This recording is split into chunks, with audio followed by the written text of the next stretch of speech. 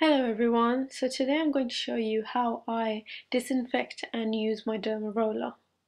Let me start by showing you the three different rollers that I have at the moment. The first one is the 192 needle roller with needle length of 0.25 millimeters. You can hardly see the needles, that's how small they are. I've had this one for about 2 years now, but I've only used it 2 to 3 times because I've just been lazy really. The second one is the 0.5 millimeter needle length. You can now see the needles. I bought this one a few days ago because I wanted to start using a derma roller again. And they say you really do need to use at least the 0.5 millimeter length to see good results.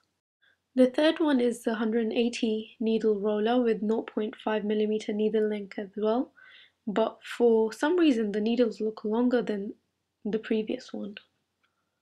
I'm going to start by disinfecting the rollers using surgical spirit.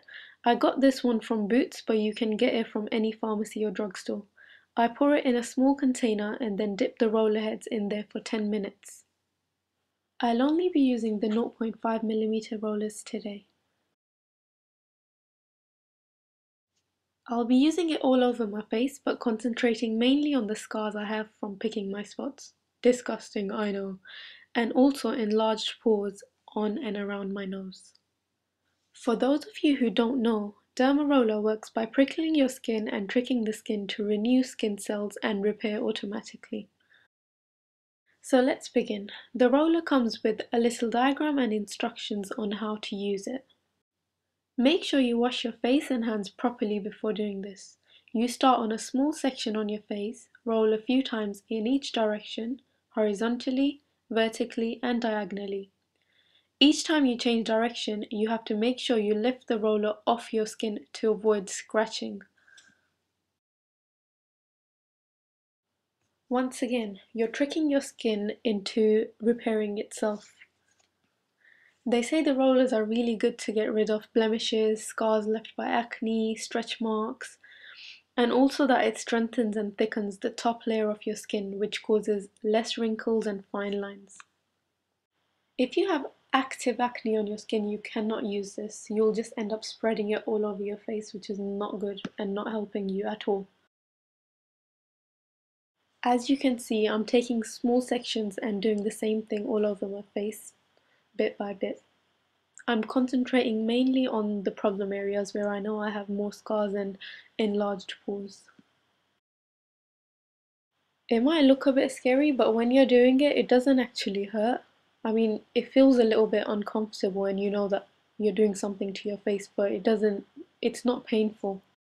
You get used to it quite quickly and then you start applying more pressure than you did when you started.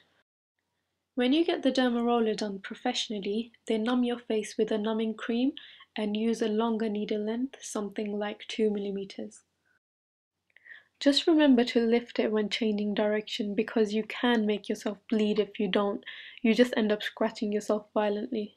Other than that, the roller doesn't make you bleed. You can see my face is getting a little red, but it's not that major. Now I'm putting this roller back in its container while I use the other one. You can see the needles are not actually in contact with the container. I'm using this 180 needle roller for the sides of my nose. This is the first time I'm using this roller and to be honest, I really don't like it. The needles are just not as good and sharp as the other roller. I don't think I'll be using it again. It's very important to see the needle quality before you buy the roller. A lot of them you see online are like this one. Usually I've seen pictures of the black handle rollers with the purple head. I think they all have really blunt needles and they're really not good on the face. While we're talking about needles, the needles on these rollers are made of titanium. I know a lot of companies go on about how the surgical steel is better and all that. That is just not true. They're probably just trying to sell their product. Titanium is actually more expensive than surgical steel, and it is safer as well, because some people can be allergic to the nickel in the surgical steel. Surgical steel is cheaper, and that's why I think the companies advertise it more. This is just my theory. Okay, so I'm going over my nose with this roller because I really do like this roller much better than the other one.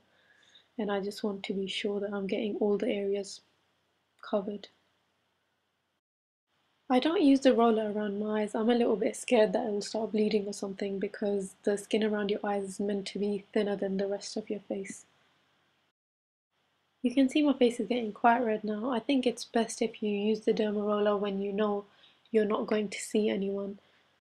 I always use it at night when I know I'm not going out and I can just sit in my room with a red face. I forgot to mention, I don't use a cream when I do this. I do it dry on my face because I don't like the idea of all these random chemicals going into my body.